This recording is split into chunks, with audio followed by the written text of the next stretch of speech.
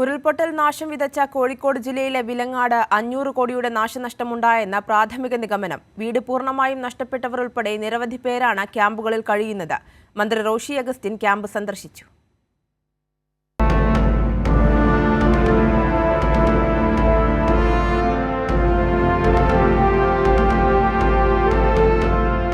ഉരുൾപൊട്ടലിൽ നാശം വിതച്ച വിലങ്ങാട് പൂർവ്വസ്ഥിതിയിലേക്ക് മടങ്ങാൻ ഏറെ കാത്തിരിക്കേണ്ടി വരും. 500 കോടിയിലേറെ നാശനഷ്ടം ഉണ്ടായിട്ടുണ്ട് എന്നാണ് റവന്യൂ വകുപ്പിന്റെ പ്രാഥമിക നിഗമനം. പ്രദേശത്തെ റോഡുകൾ പൂർണ്ണമായും തകർന്നു കിടക്കുകയാണ്. വൈദ്യുതി ഉൾപ്പെടെ എല്ലാം പൂർവ്വസ്ഥിതിയിൽ പുനഃസ്ഥാപിക്കാനുള്ള നടപടികളാണ് സ്വീകരിച്ചു വരുന്നത്.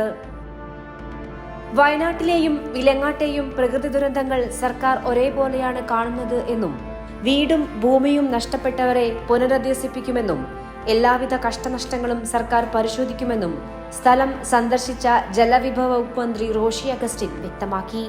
ഇതുമായി ബന്ധപ്പെട്ട് ഉണ്ടായിട്ടുള്ള എല്ലാ കഷ്ടനഷ്ടങ്ങളും കൃത്യമായി ഗവൺമെന്റ് പരിശോധിക്കും. നമ്മുടെ നാട്ടിൽ തന്നെ, പ്രത്യേകിച്ച് കേരളത്തിൽ ഏറ്റെടുക്കേണ്ടി വന്ന വലിയ ദുരന്തമാണ് വയനാട്ടിലുണ്ടായത്. സഹിക്കാൻ പറ്റുന്നതിലപ്പുറയാണ്. എന്താണെന്നുള്ളതിനെക്കുറിച്ച് പോലും പൂർണ്ണ വിവരം കിട്ടാൻ ഇനിയും വൈകുന്നു എന്നുള്ളതൊക്കെ വലിയ ദുഃഖത്തിനും സങ്കടങ്ങൾക്കും എല്ലാം ഇട കൊടുക്കുമ്പോൾ കോഴിക്കോട് ജില്ലയിലെ വിലങ്ങാടുണ്ടായതും ഇവിടുത്തെ ജനങ്ങളുടെ ബുദ്ധിമുട്ടും ദുരിതവും ഗവൺമെന്റ് അപ്രകാരം തന്നെയാണ് കാണുന്നത്. പരിശോധന നടത്തി റിപ്പോർട്ട് സമർപ്പിക്കാൻ എല്ലാ വകുപ്പ് ഉദ്യോഗസ്ഥർക്ക് നിർദ്ദേശം നൽകിയതായും മന്ത്രി പറഞ്ഞു. കൃത്യതയോടുള്ള റിപ്പോർട്ടുകൾ ഞങ്ങൾ ആവശ്യപ്പെട്ട് കഴിഞ്ഞിട്ടുണ്ട്. എല്ലാ ഡിപ്പാർട്ട്മെന്റുകളും അതിനുവേണ്ടി സജീവമായി ഓരോ കാര്യങ്ങളിലും പ്രത്യേകമായി ശ്രദ്ധിക്കും.